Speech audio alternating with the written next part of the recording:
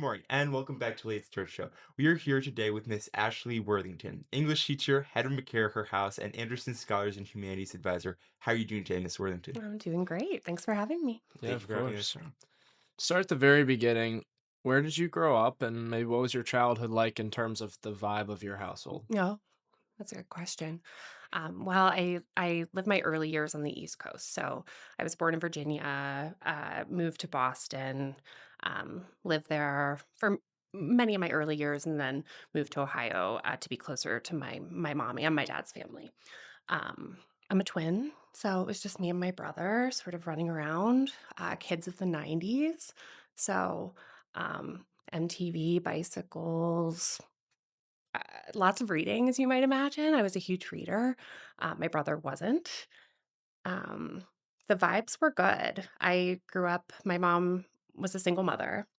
So my parents got divorced when my brother and I were pretty young, and she raised us alone, and did an incredible job. The three of us were super tight. We still are, and so yeah, lots of it was the '90s. It was great.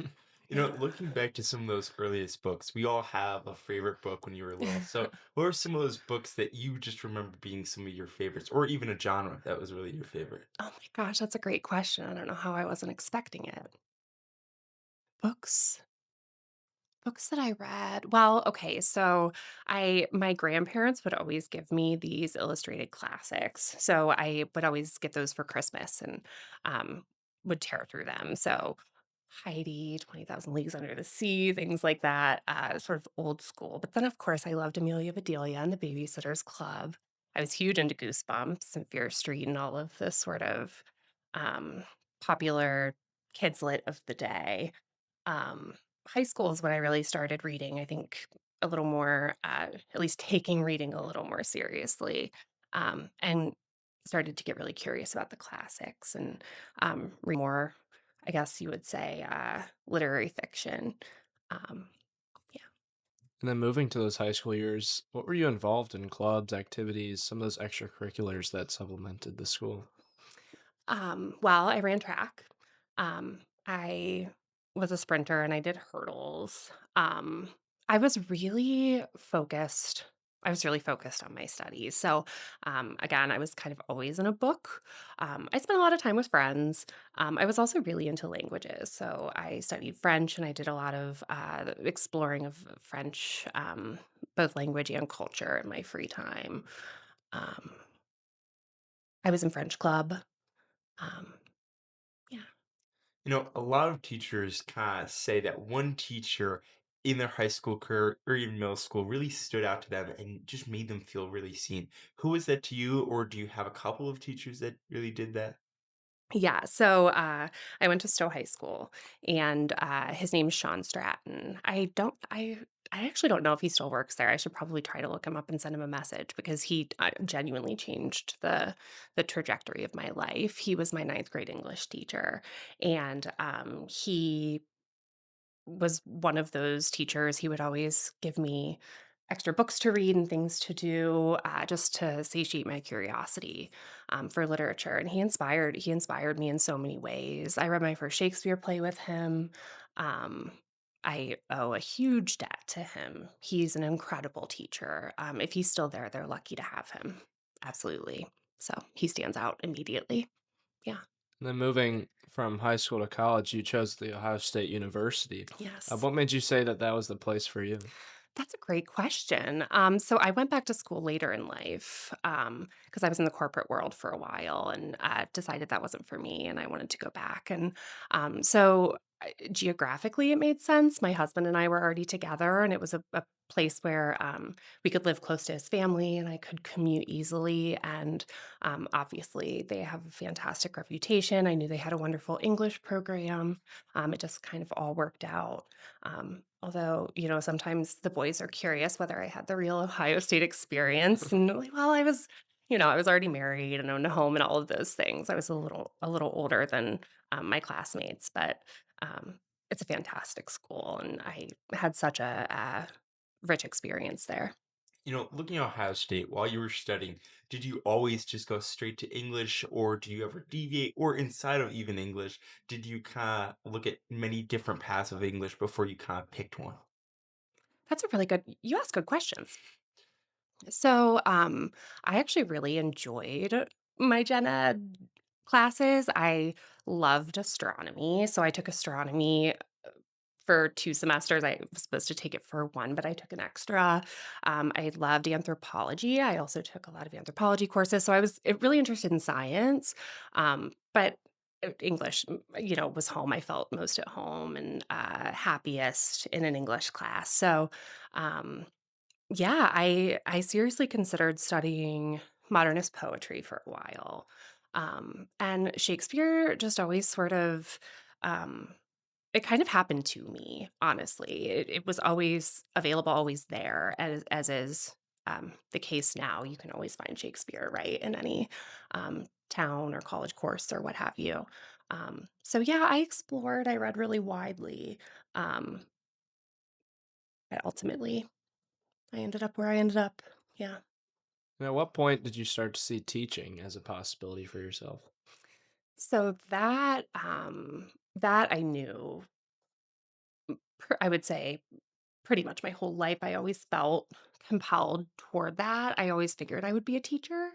Um, and when I was working again in the corporate world, I always sort of felt that pull.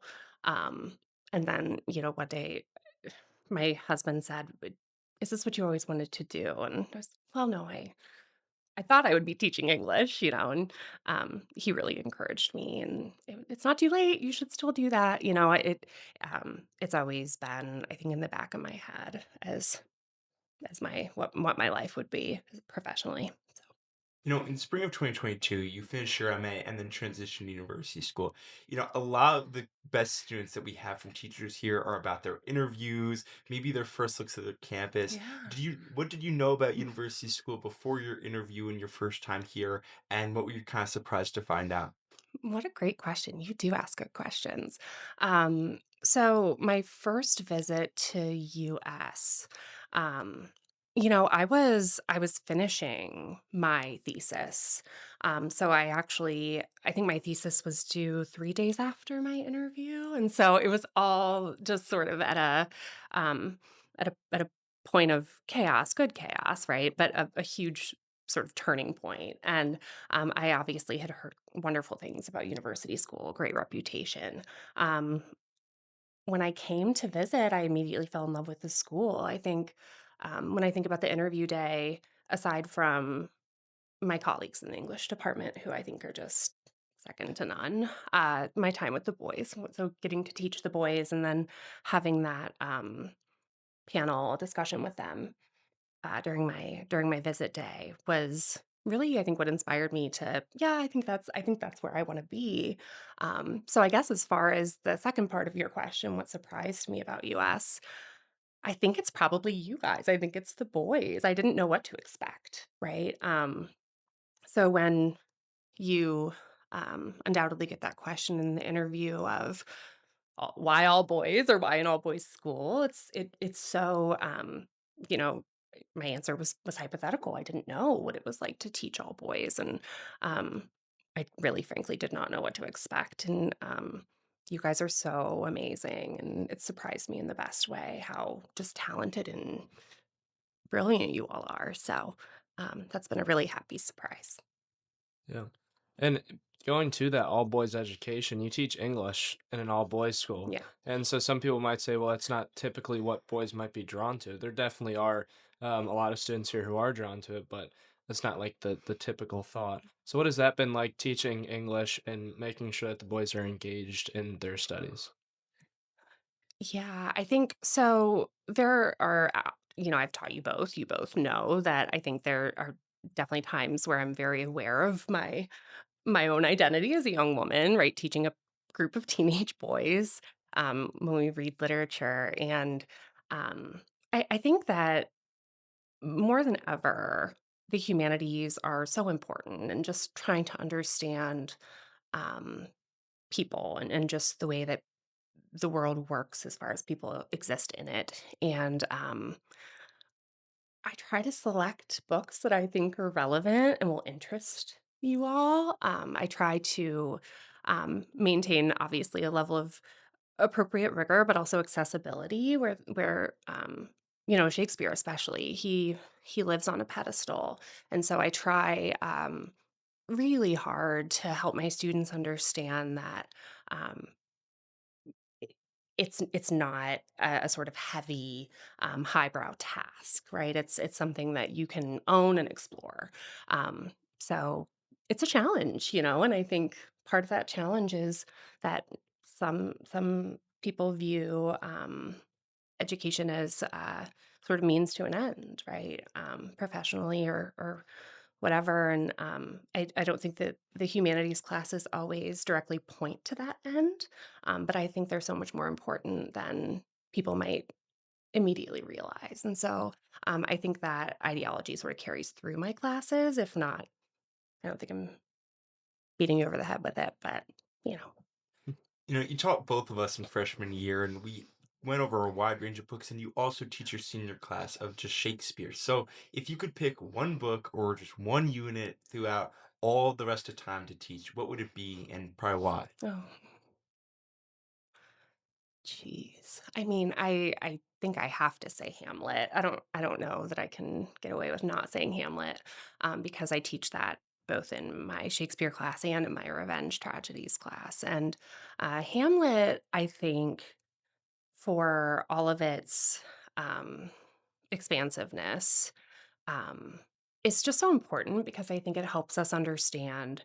Um, there's a critic who says that, Hamlet is sort of the first modern piece of English literature, and I think what that means is it's where we really start to see modern, um, experiences of humanity and some of the concerns that still, exist today in our world, and so it's hard to get outside of Hamlet in terms of, I think, importance just to, not only history, but the literary world, and so, um, I think Hamlet's just foundational, and I that would be the one I would have to choose, but I so love teaching Their Eyes Were Watching God also, with the freshmen. I just finished Wuthering Heights with my, one of my AP 12s, the Revenge Tragedies course, and, um one of my personal favorite novels, so it's always sort of a scary challenge to put it in front of the class and say, "I hope you embrace this the way that I did when I was that age," and, so Wuthering Heights is one that I would probably I don't think I could get rid of either, so. And you talked about some of those lessons that Shakespeare and some of those classics teach us. Um, I guess why do studying those still matter, and what are some lessons they teach us that the modern world distracts us from? Mm, wow. Well, I think I had so we do the, Shakespeare Assembly every year to celebrate his birthday, and that's my, um, senior's capstone project, and I always think about, this moment because one of the students in my class couldn't be involved in that process, and so he had to do a separate project, and, the through line of that project is I essentially asked the boys, to consider the exact question you're asking. Why do we study Shakespeare 400 some years after his death? Why do we still care? Um, and so that was the challenge that I gave him, was essentially, you need to sort of generate work that answers the same question that your classmates are answering. And he simplified it in a way that I don't think I ever have been able to, which is, Shakespeare's understanding of humanity, I think, is, something that we don't see elsewhere in literature, just in pure sort of scope. Um, so many plays, so many different human experiences. And so I think that's maybe the short answer. But as far as where we might be, um, able to look to him to make better understanding of our modern world, I think, just the way that humans connect to each other and, understanding, I think, maybe the universality of some human experience and, um, empathy, because in some ways we are all alike, the way that we love our families and the challenges that we face just trying to exist. So, yeah. One of the better assemblies every year is that Shakespeare assembly, I would argue, with it being always some type of game show spinoff. Yeah. If you could leak what would this year's maybe game show would be, but overall, what do you think the assembly really does for the larger US community, and why did you kind of start it?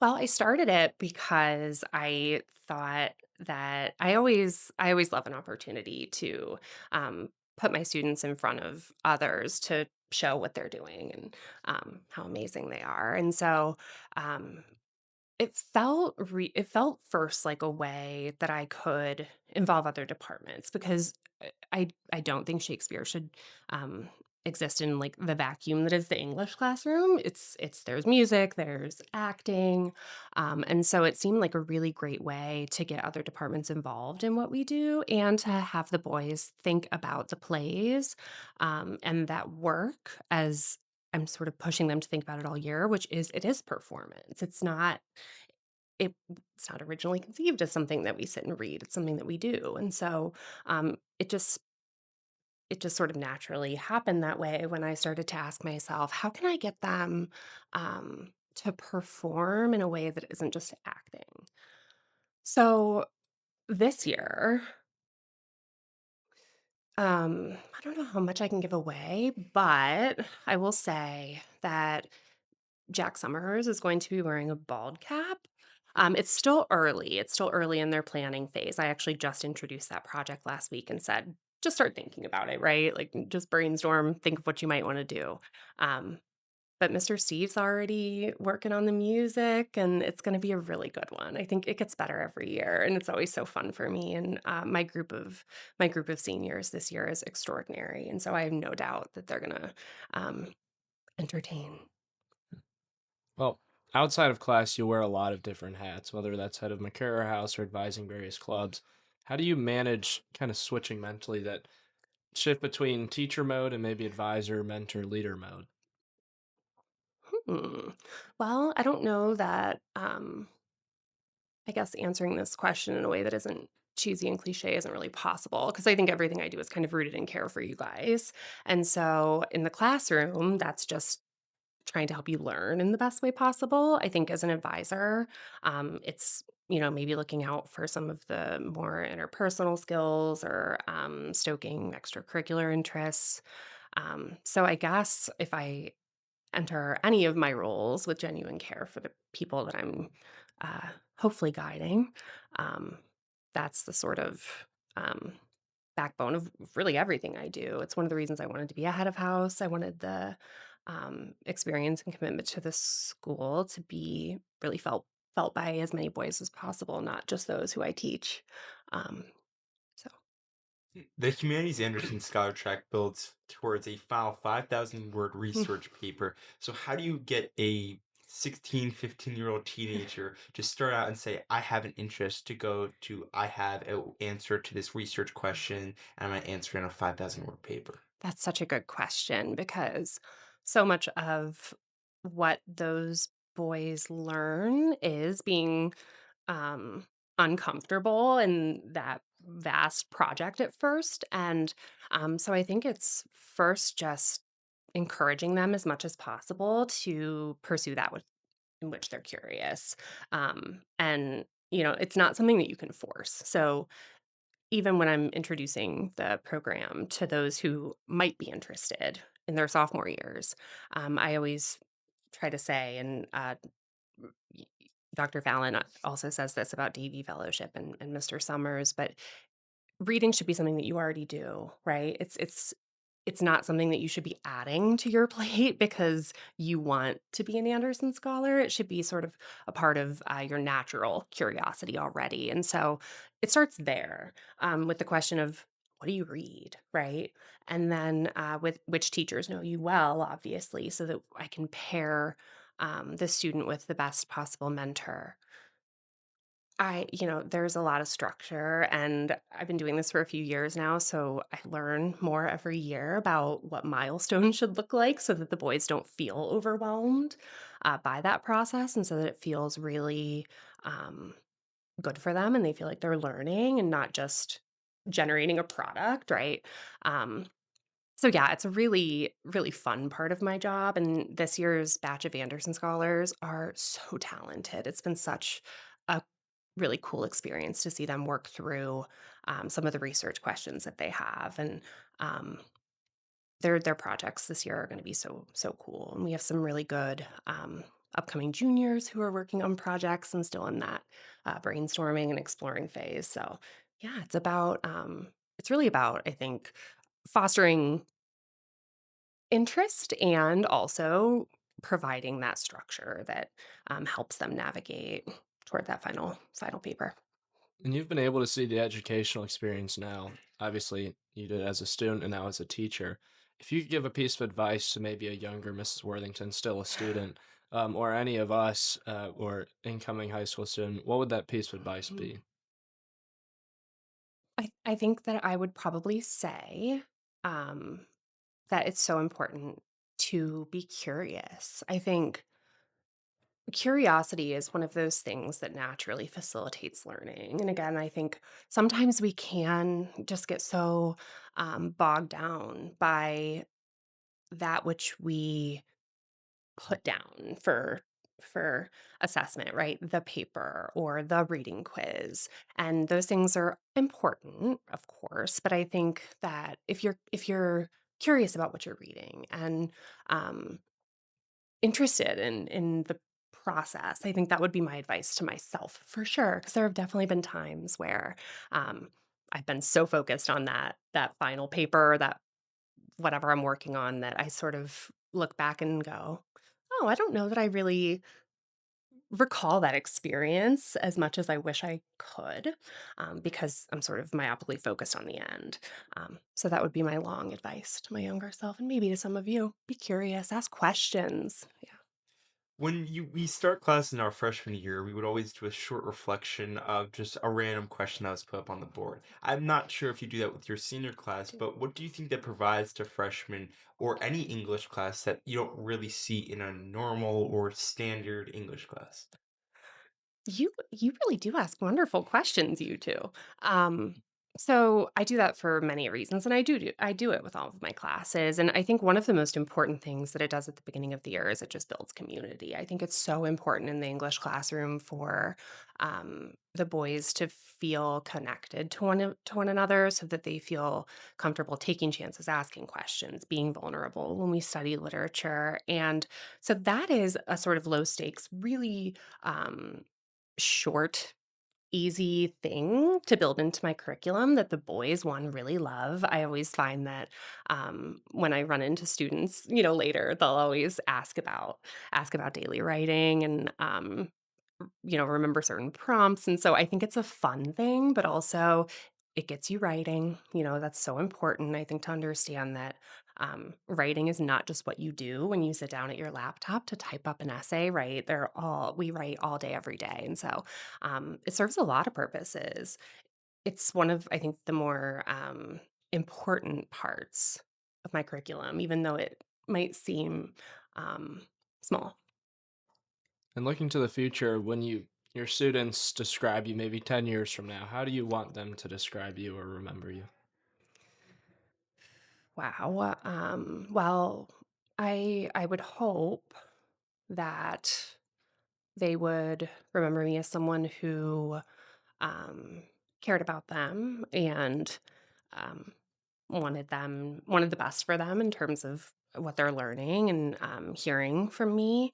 I think I hope I teach them something about the way that they read and study literature and think about literature and think about others and their place in the world. And um, yeah, I hope they would look back on me fondly and think I was a good teacher. I guess very simply. Miss Worthington, we always finish with our final question. What is your why? You do a lot more than English. You're shaping how kind of boys speak, they think, and they're allowed to write, and also how they understand their own English skills. You lead a house community that's also supposed to feel like a home and advise serious humanities research that lets students who want to write creatively actually have their voice. So with all that in mind, we'll end with a question we always end with. What is your why? What keeps you coming back to this work about Mm. teaching, mentoring, and building community every single day? Well, I think that I guess my why would be I hope that you guys, my students, feel fulfilled by this place, that they've done something that matters. I think, I when I think about my mentors, those which I talked about today and others, um, that's something that they did for me. And so I think that that's why I do it is I want for you all to feel that my class, my the house, it matters. Um,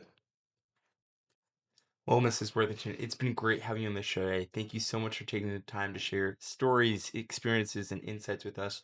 To our listeners, thank you so much for tuning in, and we'll hope you'll join us next Wednesday for another episode of Late Start Show. Thank you, Miss Worthington. Thanks for having me.